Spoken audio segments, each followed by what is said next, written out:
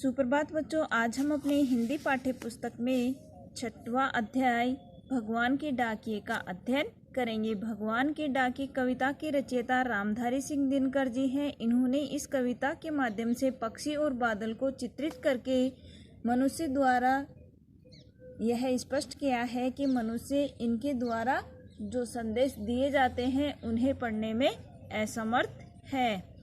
पक्षी और बादल ये भगवान के डाकिए हैं, अर्थात पक्षी और बादल ये ईश्वर के डाकिए हैं जो एक महादेश से दूसरे महादेश को जाते हैं, जो अपना संदेश लेकर के सामान्य डाकिए की तरह ही अपना संदेश लेकर के एक विशाल देश से दूसरे विशाल देश की ओर जाते हैं।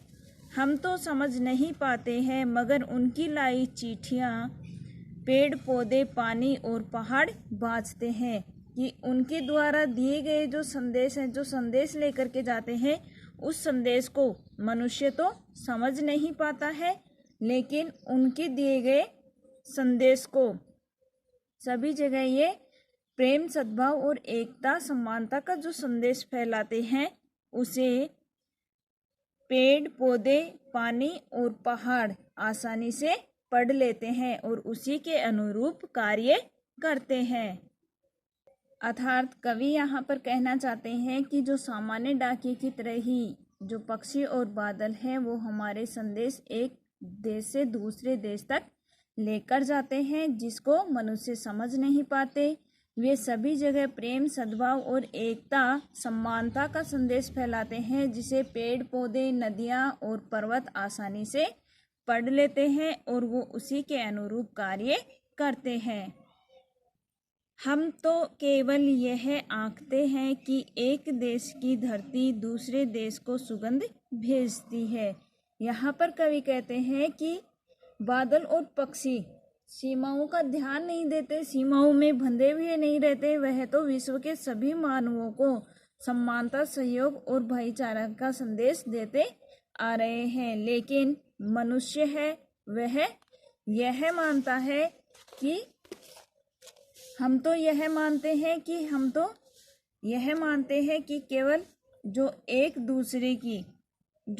देश की धरती दूसरे देश को सुगंध भेजती है, अर्थात जो फूलों की महक है वह हवा और पक्षियों के पंखों के सहारे एक स्थान से दूसरे स्थान तक भेजती है, एक स्थान से दूसरे स्थान तक जाती है। और वह सौरभ हवा में तैरते हुए पक्षियों की पंखों में तिरता है और वह पंखों के सहारे एक दूसरे देश में जाता है। अर्थात यहाँ पर कवि के कहने का तात्पर्य है कि पक्षी और बादलों द्वारा लाए गए जो संदेश हैं, उनको केवल मनुष्य अपने हिसाब से ही समझता है। हम तो केवल यही आंकते हैं, अर्थात अपनी सोच के अनुसार ही वह समझता है कि एक देश की धरती दूसरे देश को सुगंध भेजती है, कि यहाँ पर एक देश की धरती दूसरे देश को सुगंध भेजती है। अर्थात एक देश की जो धरती है, एक देश की धरती है, वह दूसरे देश को अपने जो फूलों की महक है वह भेजती है। वह सौरभ हवा में तैरते हुए कभी वह हवा के माध्यम से और कभी पक्षियों की पंखों में तिरता है। वह फूलों की महक है, वह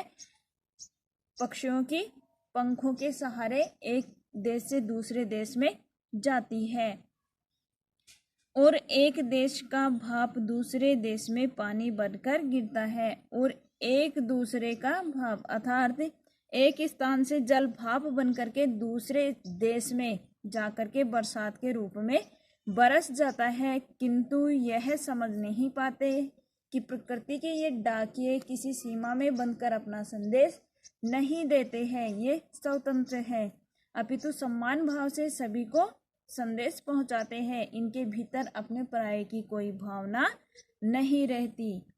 यही बात मनुष्य को समझाने के लिए कवि ने इस कविता की रचना की है कि मनुष्य को भी जिस प्रकार से पक्षी और बादल एक दूसरे में अपने पराये की भावना विद्यमान नहीं रखते हैं, उसी तरह से मनुष्य को भी अपने पराये के भेदभाव को त्याग करके और मनुष्य के हित में कार्य करना चाहिए।